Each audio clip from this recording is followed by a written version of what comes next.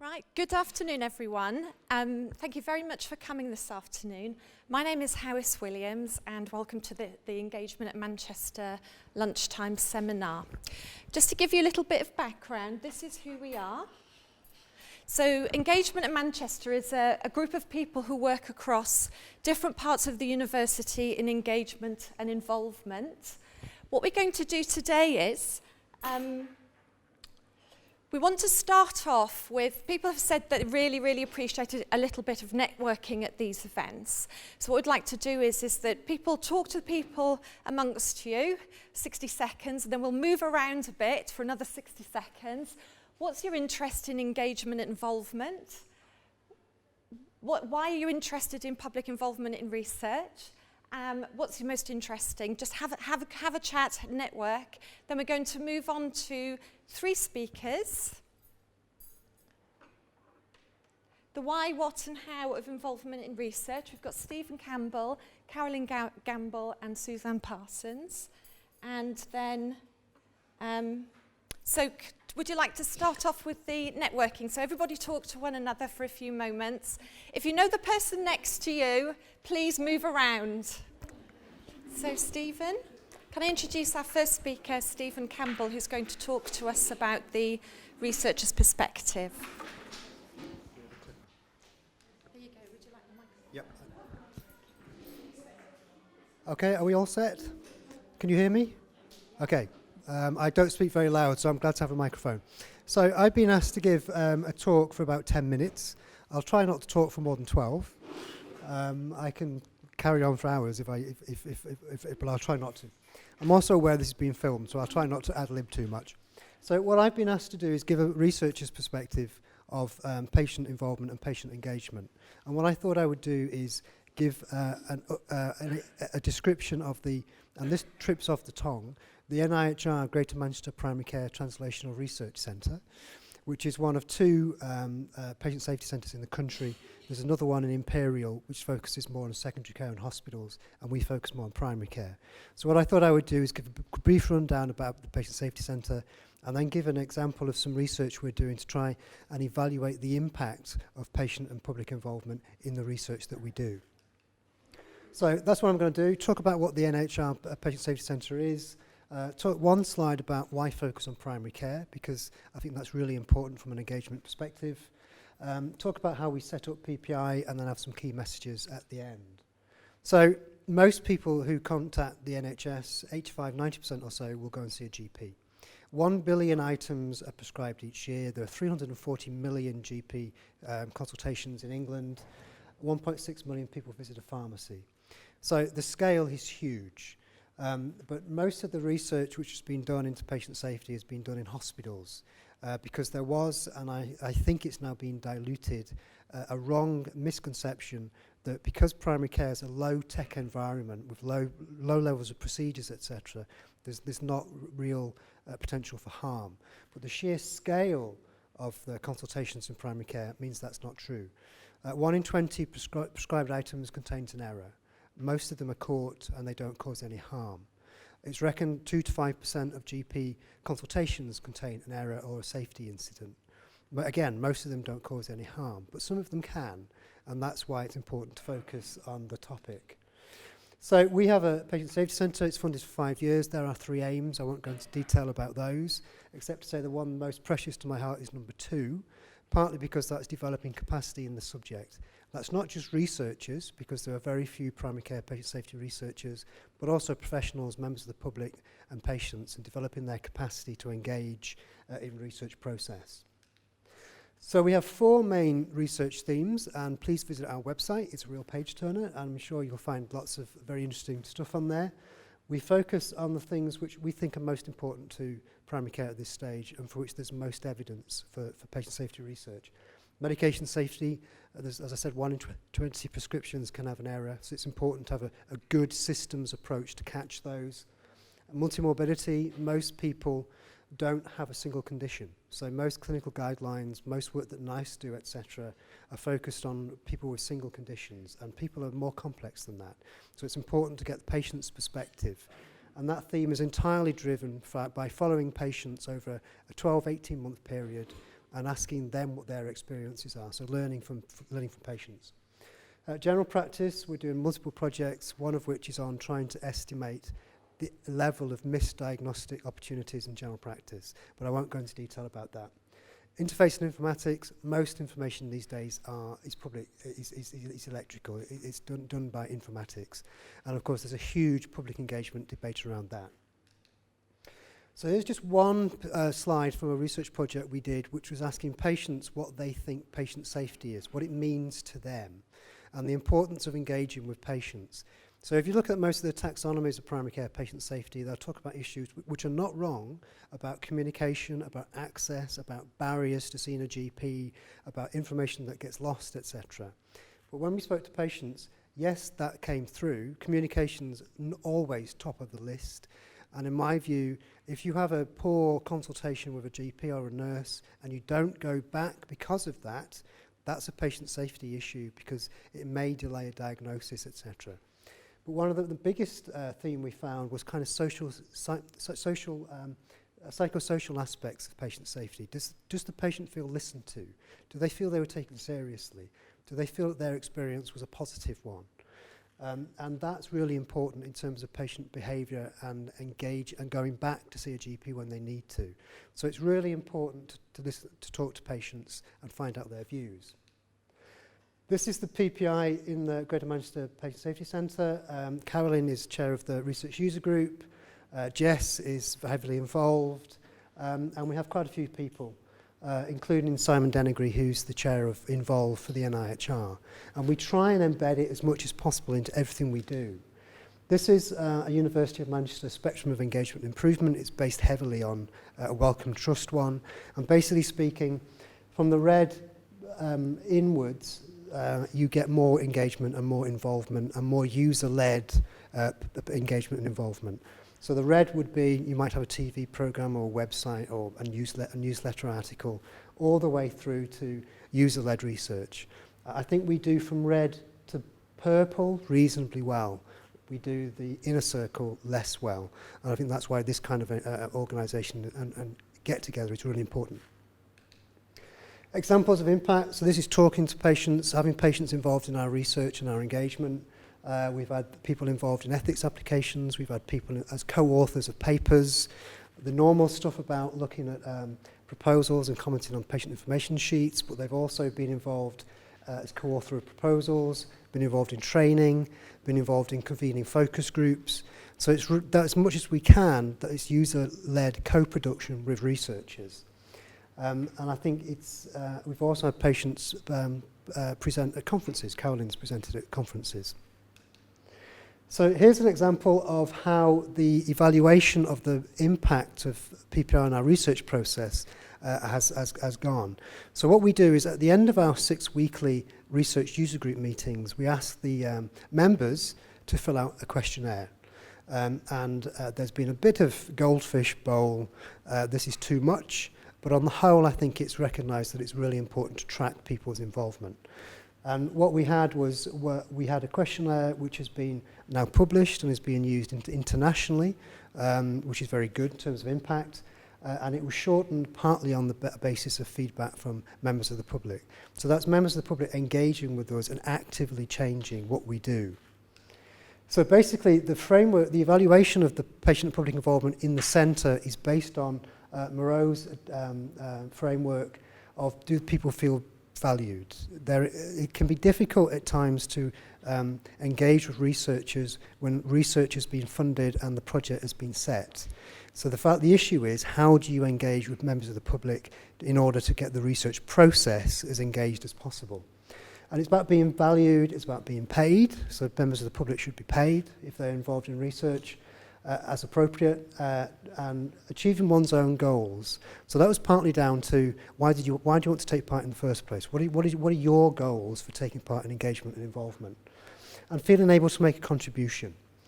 And then that comes down to, is there a clear role for PPI? Is there clear expectations? And Carolyn and I can answer questions about that. It's been a learning curve, but it's been a valuable learning curve. And I would say we're better now than we were 3 years ago, and I think that's the most important thing. And then relevance of previous experience. So people who belong to involvement groups like this often belong to quite a number of other groups. And one of the questions we wanted to find out was whether that prior experience actually made a difference to what they were doing.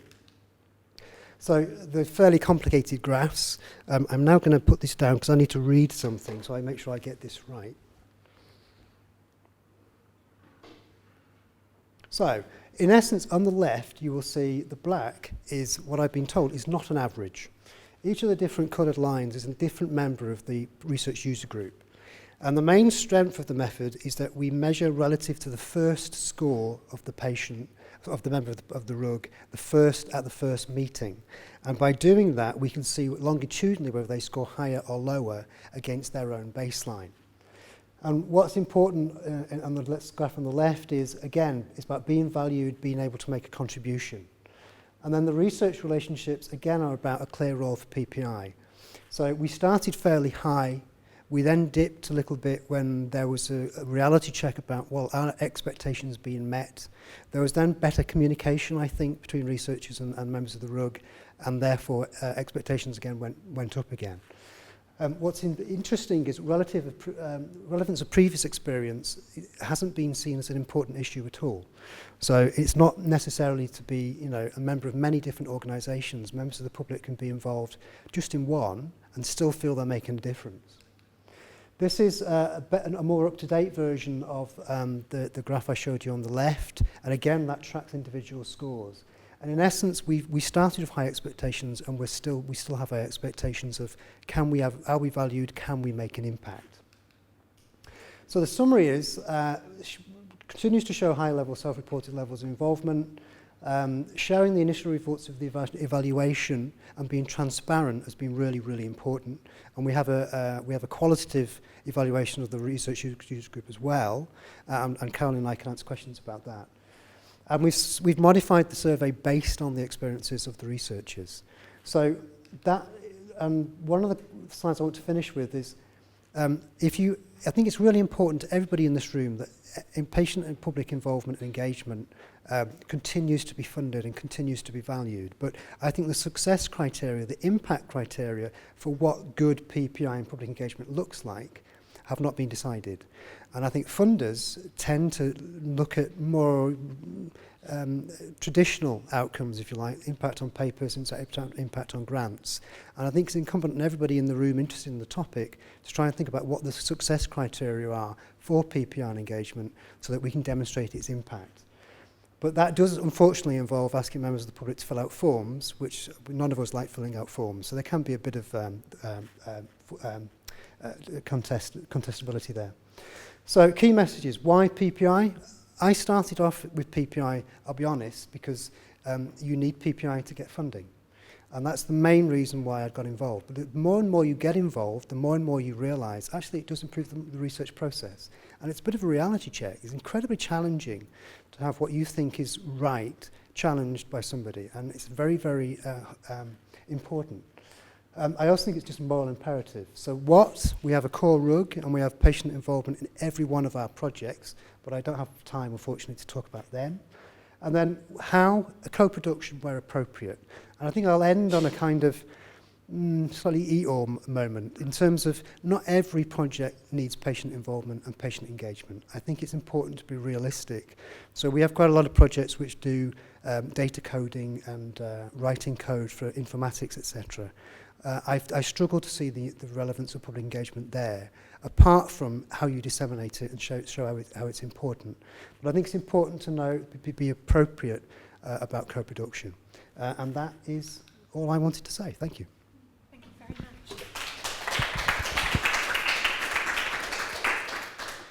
Thank you very much, Stephen. No, that was absolutely perfect. Thank you very much. And thanks very much for its very honest account as well. So, moving on to our next speaker. Carolyn, would you like to come up, please? Yeah, hello. I don't think I need a mic. Can you guys all hear me all right? You do for the video. Oh, for the video. I do for the video. Right. Hello. I know a lot of you in this room, some good, fantastic familiar faces, and great to see some new ones as well. I'm a patient, first and foremost. Yes, I'm the chair of the research user group for Greater Manchester Patient Safety Translational Research Centre. I've practiced that. And I also am involved across the university in varying ways, also across sort of industry in varying ways. I kind of got bitten by that PPI bug and really love it. And I'm kind of transitioning into helping people get connected within PPI. So I was interested to come and speak at this event today. I initially got involved because I manage 2 long-term conditions. One's called ankylosing spondylitis, and I have to take a lot of medications and have a high level of interaction with both primary care and secondary care and everything in between. I also have something called endometriosis. So these things basically equate to a lot of meds a lot of the time to manage pain, etc. I live an active life, let's say. I work centrally across the university, providing fire safety for all 4 faculties, etc. So in order for me to do that, I need to be a good patient, essentially. So I proactively looked at what research is going on at this massive research institution I started working at about 4 years ago. Of course, I looked for something close to my heart, which is arthritis, which is when I found Arthritis Research UK Research User Group. So that was my very first introduction to what PPI is or does. I knew nothing about it. Saw a meeting, went to it, got to it, was like, okay, what's this about? And thought, this is really interesting. What can I bring to the table? What can I bring to this discussion? Through that group, shortly after, I saw that there was recruitment going on for research user group members for patient safety. Now, because I am an occupational safety geek by day, I know what safety management systems are. I could probably apply that in a medical setting. So I thought, I could do that.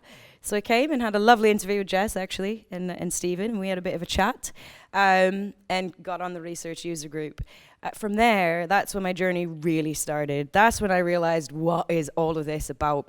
Now, as Stephen pointed out, the onion we have, as I call the onion of PPI, you've probably seen it in Wellcome Trust, you've seen it here today. There's such varying levels of activity that can take on many forms that can look like lots of things.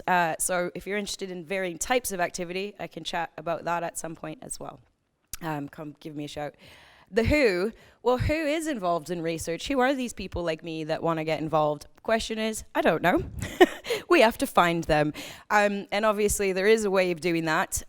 People do it differently through recruitment processes. I personally don't find there's anything wrong with having a bit of a recruitment process to see who would be interested in joining and what their intentions are, so that you can manage their expectations. You can see if that individual is, appropriate for that project. You can weed out people who may have an axe to grind and will only bring one thing to that table. So I think it's important for the who that you get the right people for the right project and their expectations are managed. Also, I think it's important to look for people who can bring previous experience, not necessarily in regards to public involvement, but what do they do? What do they do in life?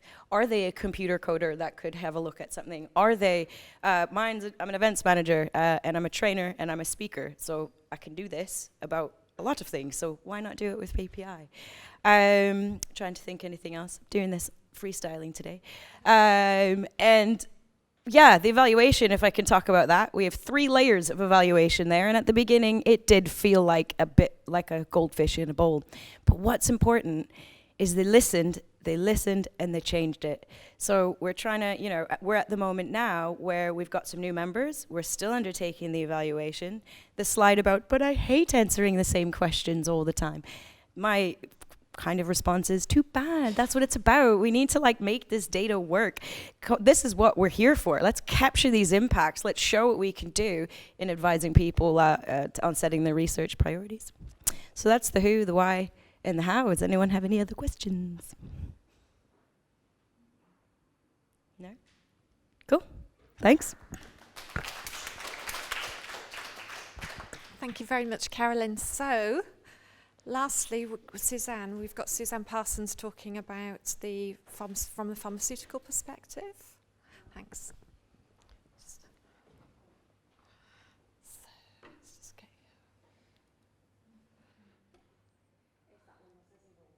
This one?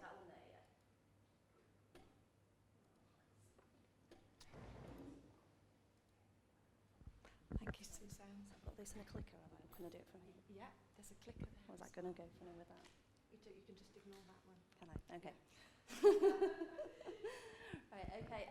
Today I'm going to talk about the European Patients Academy on Therapeutic Innovation, which is a European funded project. So it's funded by the European Commission and the Innovative Medicines Initiative, which is a sort of collaboration really between the European Commission and FPO, which is the European Federation of Pharmaceutical Industries and something else, I can't remember. But anyway, basically they're the funders of it. And it's quite a large-scale project. It's been funded for 5 years from 2012 to 2017.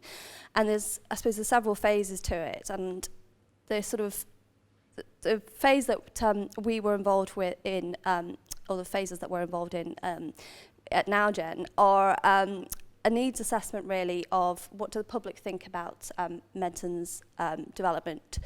Are they interested in getting involved in it? And also what do other key stakeholders in the medicines development process think about it as well? So what do healthcare policymakers, the pharmaceutical industry, healthcare professionals, et cetera, et cetera. So it's been quite a large-scale project. So the why, the first question, so why, am I doing this right? Now I have to do it the other way. So why are we doing it? Well, the reason this thing was funded in the first place is really the idea that the increased complexity of medicines R&D has really impacted on the speed of bringing new medicines to patients. So it's harder, the belief is that the process is harder, more expensive, less efficient, that type of thing. And from the point of view of the pharmaceutical industry, from the point of view of patients as well, there's a need to try and make the process more efficient so that people can get access to the medicines they need faster, basically. And one way that the pharmaceutical industry at least has thought about improving the efficiency of their processes really is increasing the patient-centeredness of them, so involving patients and the public more in medicines R&D. And this is really where UPATI came about from. The idea being that the overall aim of it is to increase patient and public involvement in the medicines R&D process, so via membership of groups, via commenting on proposals from things like the European Medicines Agency, that sort of thing. But also, there's another element to it as well, which is increasing public awareness of this area and also of public awareness of public involvement as well. So, okay, so here we go. So it launched February 2012, runs for 5 years. And how is it going to increase knowledge? Well, it's going to, the theory is they're going to develop, or they've developed a training course for patient experts. So they'd be like like a Carolyn, basically, sort of, people who have been involved in research before, but to provide them with some more experience, some more training on the area of medicines R&D. And also to develop sort of a toolkit for patients and the public as well. So for patient advocates to disseminate information about public involvement and about the medicines R&D process to the public as well. And then finally, public information for the public around medicines R&D as well. So the idea really that is, there we go. So basically, at the moment, the first round of the training course is running. There's going to be 100 patient experts trained. There's 50 training at the moment. It's a fairly involved course. It takes a year of people's time with two sort of sort of like OU summer school type meetings within it as well. So they mainly do it online, but then they have two kind of face-to-face meetings. Then this educational toolbox, which they aim to meet to reach 12,000 patient advocates. So these are people who are either heads of or involved with patient organisations, people who are maybe individual patients who are strong advocates because of their experience. And then finally, an internet library for whatever the health interested public is, which the aim is to reach 100,000 through that. And as you can see, this course for patient experts is only going to be delivered in English, but everything else is going to be translated into English, French, German, Spanish, Polish, Italian, and Russian to basically cover most of Europe. Okay. So what did we do? Well, I'll go back a bit. We were involved in assessing the needs of all of those who are likely to have a stake in this. So the public, the pharmaceutical industry, healthcare professionals, patient advocates. So we've basically managed a program of social research for the last sort of 3 years, really, which has explored the views of those people, those groups about medicines R&D, what their information needs are, the information needs and the beliefs about patient involvement in general and in medicines R&D. And so we've done this via things like questionnaire surveys to the general public and to patient advocates, considerable qualitative work in 3 countries, so in the UK, Spain, and in Poland. What else have we done? Literature review work and that sort of thing as well. And sort of the thing I'm going to talk about today, which I just thought might be quite interesting because it's a group that maybe people might not have heard the views of before, is what the pharmaceutical industry think about patient involvement, because they were one of the groups that we talked to in some depth about this, because obviously if they're not with it, then it's not going to happen. So what I'm going to do today is look at the findings of the qualitative study, which explored the beliefs of the pharmaceutical industry professionals about patient involvement in medicines R&D, and just describe a little bit more about the work that EPAT is doing on the basis of what we've found as well. So just to give you an idea of the scope of the qualitative work, we did case studies in the UK, Spain, and Poland, and we interviewed patient representatives, patients of the public, clinical research professionals and health professionals, policymakers, and the pharmaceutical industry professionals there in the UK, Spain, and Poland. So it's quite a considerable piece of qualitative work. And the interviews with the pharmaceutical industry professionals really covered, did they actually have contact with the public in their day-to-day role? And you'd be surprised how many people didn't actually, but I'll go on to that in a minute. What their beliefs about patients and the public's understanding of medicines R&D and what their information needs were going to be, whether they had any experience of involving patients, if any, and their beliefs about barriers and facilitators to patient involvement.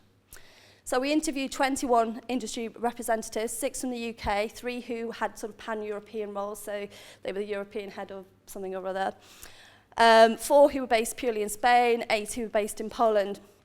And the key themes that we identified were, should patients and the public become involved in medicines R&D? Which to a group like this, you might think that's a strange thing to put up there, but I'll go on to this in a minute. Does industry's current relationship with patient groups and patients need to change to facilitate patient involvement? And from their point of view, what are the challenges and facilitators to patient involvement in medicines R&D? So to the first point, should patients and the public become involved in medicines R&D? Well, some were positive, and they actually had some ideas about how to involve people and had some experience of involvement, which was quite gladdening. Some were very positive, thought it was a great idea, had heard lots spoken about it, that sort of thing, but when you actually drilled down a bit further, no idea. And then finally, or perhaps rather controversially, some who said patients should not be involved. They just couldn't see a role for them, they just didn't understand. And I should say that this was influenced by where people were interviewed from as well. So particularly in Poland, we came across this viewpoint quite considerably, that they basically thought that they just couldn't see. When we broached the idea with them, they just, well, this is not, and we kind of thought this may well be down to down to the kind of view of the doctor-patient relationship in that country, that actually you're still very much in the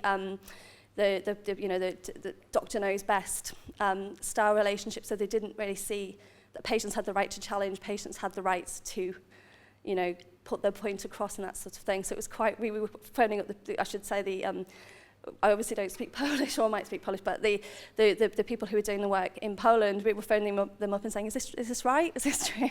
Because it's so different to our experience here. But one sort of common theme across everybody we interviewed was that, they were hearing a lot about patient involvement within the pharmaceutical industry. It was obviously becoming an issue that they needed to think about in one way or another, but they just didn't think there was any concrete plans on how to involve people at all. Okay, so the sort of second theme really was around the current relationships and changing relationships. And so in terms of the current relationships, some had very little patient contact at all. It depended obviously on the nature of the job role. So if you were working obviously in patient advocacy or market research, you're more likely to have patient contact, but others who are working in sort of more kind of regulatory roles and things like that just didn't have any at all. And the way that they described their relationship was primarily as being a sponsor of patient group activities, so providing funding for various things, but not actually working together on anything or being a co-producer of anything. And how they wanted to work in the future, well, there's actually quite a lot of positivity around this. This is actually, we do realise we need to change, that we need to reduce the distance between patients and ourselves, that actually, unless we do this, this isn't going to work. So they wanted kind of increased sort of joint working, more co-production, and less emphasis really on sponsorship. And then within the data as well, we sort of looked at around what they felt were facilitators of relationship change as well. And one of the key things with the pharmaceutical industry is they have quite a strict professional code of conduct that they've got to adhere to. And that's rightly there because of past behaviours, shall we say, where patients or doctors have been exploited. But they were talking about the need to actually revise their code of conduct to actually include involvement, to try and work out how to put this into words and in such a way that this could make it happen. Increase the opportunities for patients to become involved as well. Some were, as I said on the first slide, some were positive, had no ideas, some were positive and did have ideas, and were actually thinking about, okay, well, there's other ways in which we've involved stakeholders, so they run quite a lot of physician panels and things like that, and whether they can adapt those in any way to involve patients. And actually that there needs to be an increased readiness of the pharmaceutical industry to involve patients in medicines R&D as well. And so all of those are likely to be facilitators. Now onto the challenges and facilitators. Well, and some of these I think can probably be mapped onto the experience within the NHS and other arenas as well. Sort of the first slide is about patient-related factors, so what the factors they thought were specific to patients. The second slide is pharmaceutical industry-related factors, so the problems they thought were within their own industry. So the first patient-related factor really is about knowledge of R&D. They felt that low knowledge led to distrust, and there was a massive disagreement over the level and amount of information required to be involved. And this is quite a key thing for you, Patty, because they are kind of skilling people up. They're training people for a year. So it's, do you really need that much training to do this? Personally, I don't think you do, but I think it's an interesting paradox. And interest as well. There's some, they were concerned that some groups just wouldn't be interested. Certainly some members of the public, this is the idea that you wouldn't be interested until you become ill. And I think that's probably a fairly reasonable thing to say. But also less interest if there's already a well-established treatment for your condition, so you're less likely to be trying to get involved, to be fighting for access to something. And also less interest if you distrust industry, which is also an interesting one. And they spoke at length, as you probably won't be surprised, about the importance of increased transparency to dispel distrust as well. So the idea being that there's so much distrust that people will not listen to any information about the pharmaceutical industry, therefore the levels do not rise. There we go. Okay, and then in terms of their own issues, they sort of, introspecting upon themselves, pharmaceutical industry-related factors, really, their understanding of an interest in involvement, when actually, as I mentioned, some of the groups who we spoke to just had no idea what we were going on about, actually, sorry. Just, which is quite kind of, okay, why are we here? So it was, again, there's obviously an educational effort needed there to fit within some it's a global industry to really help highlight the value of patient involvement, and then beliefs about how to make it happen amongst those who were positive. They just, were, I don't know how to make this happen. How do I treat them? What do I, so there's obviously, we've spoken at length about there's so much they can learn from what we've done within the NHS and, within the UK in general. But it's kind of, it's sort of working out how to kind of distill that information and distill the messages so that it gets through. And then really, again, it's alludes to something you said really, the little clarity regarding who to involve and how to involve people as well. It's about roles and trying to elucidate those a little bit more as well. So I think there's lots here, I think, that you could certainly say are still issues within the UK as well. Okay. So, yeah, here we go. This is just a quote from one of our interviewees who he had a pan-European role, so he wasn't one of our pals from Poland, but it says, we work with patient associations, and the last one that I did started in 2001, and it's amazing how things have changed, in that the work that we were able to do together with the patient association then would be completely not allowed with today's world. It was more intimate involvement in what we were doing, and now whenever we discuss what we're doing, it's considered we might be enticing them. So that's a massive barrier that they've got to get over in order to do all of this.